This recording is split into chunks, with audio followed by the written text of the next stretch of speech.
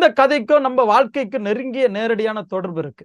அந்த சாராம்சத்தை புரிந்து கொண்டால் நம்ம வாழ்க்கையில் நடக்கக்கூடிய எல்லா விதமான பிரச்சனைக்கும் காரணம் நம்ம கண்டுபிடிச்சிடும்.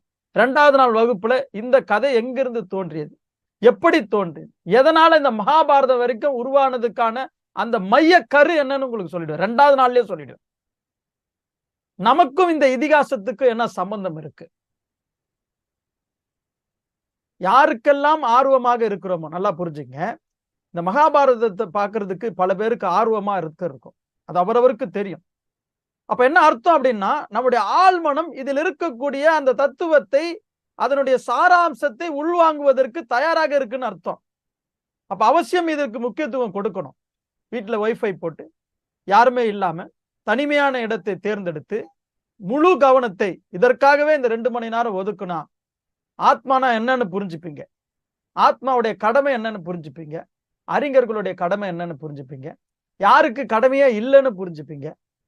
பிறருடைய கடமையை நம்முடைய கடமையில எதை செய்வது முக்கியம் அப்படின்றத புரிஞ்சுப்பீங்க.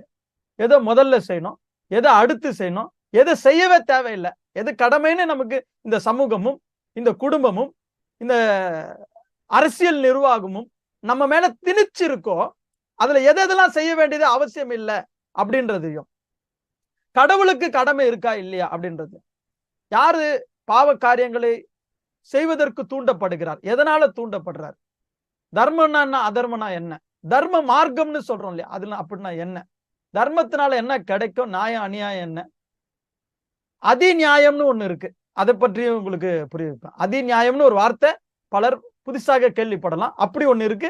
அந்த அதிநியாயத்தை தான் இன்று பல பேர் செயல்பட்டு கொண்டிருக்கிறோம், செயல்படுத்தி கொண்டிருக்கிறோம், ஆட்பட்டு கொண்டிருக்கிறோம், உட்பட்டு கொண்டிருக்கிறோம் கூட அது புரிய வரும்.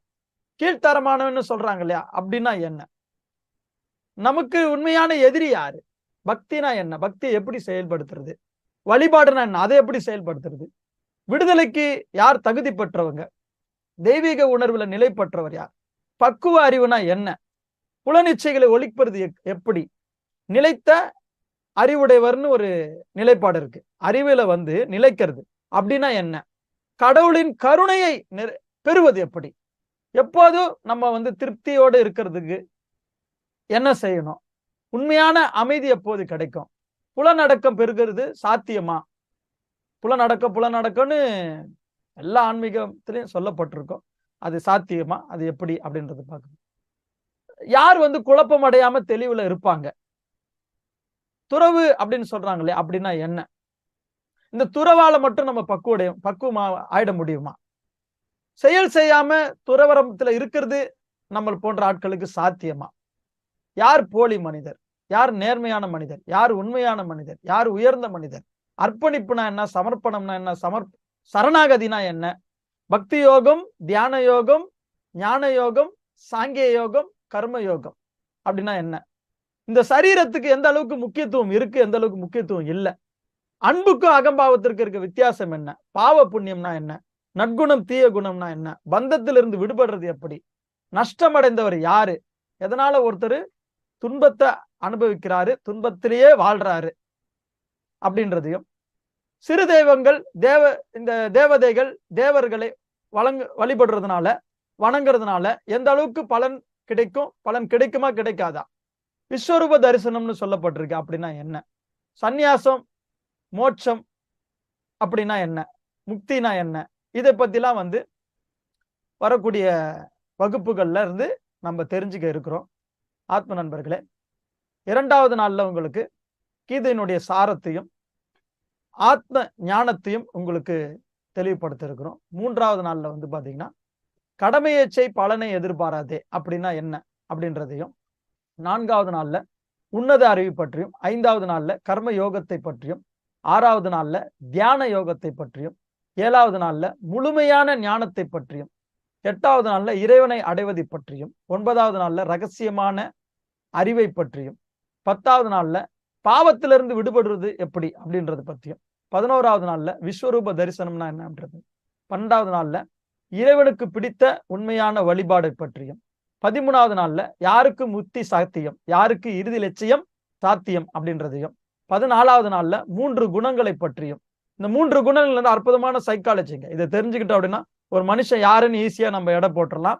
யாரோட நம்ம நெருங்கி பழகணும், யாரோட வந்து டிஸ்டன்ஸ் மெயின்டைன் பண்ணணும், யாரை கட் பண்ணி தூக்கி போடணும், யாரை இதயத்துல இருந்து வெளியெடுத்து போடணும், யாரை இதயத்துக்கு உள்ள வச்சுக்கணும், எல்லாத்தையுமே கண்டுபிடிச்சிடலாம். 3 குணத்தை பத்தி நம்ம தெரிஞ்சுக்கணும். 15வது நாள் வகுப்புல வந்து தெய்வீக உணர்வுனா என்ன? உணர்ச்சி நமக்கு இருக்குது. அப்ப வந்து மனித உணர்வு, எமோஷனல் லவ், எட்டர்னல் லவ், ரெண்டுத்துக்கும் இருக்கக்கூடிய டிஃபரன்ஸ் பத்தி நம்ம தெரிஞ்சுக்கணும். 16வது நாள்ல தெய்வீக இயல்பு, மனித இயல்புன்னு இருக்கு. சொல்ல போனா மிருக இயல்பு. மிருக இயல்பு தான் இன்னைக்கு மனித இயல்பா நம்ம பேசிட்டு இருக்கோம். அப்படின்னா அந்த மாதிரி இயல்பு எப்படி இருக்கும்? மனித இயல்புனே வச்சுங்களேன், அது எப்படி இருக்கும்? தெய்வீக இயல்பு எப்படி இருக்கும்? அப்ப யார் வந்து மேன்மையானவரா தன்னை காட்டிக்கொள்றவர்? அவர் வந்து வெளியில எப்படி வேணா போட்டுக்கலாம். ஆனா உள்ள அகத்துல இருக்கக்கூடிய விஷயத்தை வச்சு நம்ம ஈஸியா கண்டுபிடிச்சிடலாம். அவங்க கிட்ட என்ன இயல்பு இருக்கு, நம்ம கிட்ட என்ன இயல்பு இருக்கு, இதெல்லாம் கண்டுபிடிச்சலாம். 17வது நாள்ல உணவை பத்தி, ஃபுட் இந்த மாதிரி வந்து ஒரு யோகிக் ஃபுட் எப்படி இருக்கணும் அப்படின்றது, ஒரு யோகிக் இந்த பர்சனாலிட்டி எப்படி இருக்கணும் அப்படின்றது, ஒரு 3 விஷயத்தை வந்து கடைசி வரைக்கும் விடவே கூடாதுன்னு அப்படின்னு சொல்லப்பட்டிருக்கு. அந்த 3 விஷயம் என்ன அப்படின்றத 17வது நாள்ல. 18வது நாள்ல வந்து பாத்தீங்கன்னா ரொம்ப எக்ஸ்ட்ரீம் லெவல்ல போயிட்டு அந்த எந்த விஷயத்தை நம்ம முன்னெடுத்தால் அந்த முக்தி, மோட்சம், விடுதலை அந்த நிலையை நம்ம வந்து அடைய முடியும்ன்ற அந்த முழுமையான ஆன்மீகத்தை நம்ம வந்து உங்களுக்கு தெரிவிக்க இருக்கிறோம்.